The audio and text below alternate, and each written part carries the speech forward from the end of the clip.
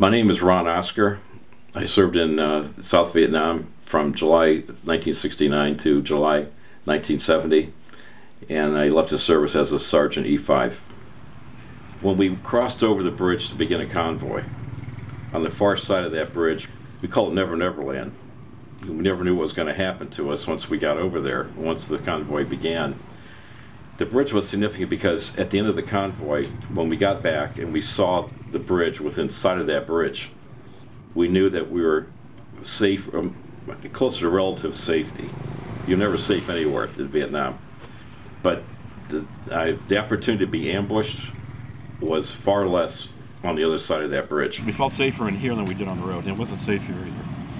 But out there, at least I had an M60 in front of me, and it felt so much more comfortable with a 60 machine gun. You know, I figured you thought of me. It was the only land route in and out of the Cam Ranh Peninsula. And if that bridge had been blown, our supply capabilities for 2 Corps would have been almost diminished. I couldn't believe I was standing there. After 41 years, I mean, to be back there on that bridge, personally for me was something I thought I would never ever do again in my life, but there I was, and I'm glad I was there. I can't believe I'm here. Thank you, Ron. 40 years ago, I left here. Thanks for doing what you did. Thanks, Jim. 40 years ago. 4 decades, come and gone. Thank you. Thank you. Thank you, Ron. I don't regret anything. I've learned from it. I feel better now that I've been there. You know, meeting the enemy was something that I thought I would never do. But there was other people to be considered. And meeting the Vietnamese, the former NVA, Tom Tien included, was something that to me was a revelation. And I'm glad I did it. It was worth every minute of it. The military aspect of my life was something that I kind of pushed way back in the background.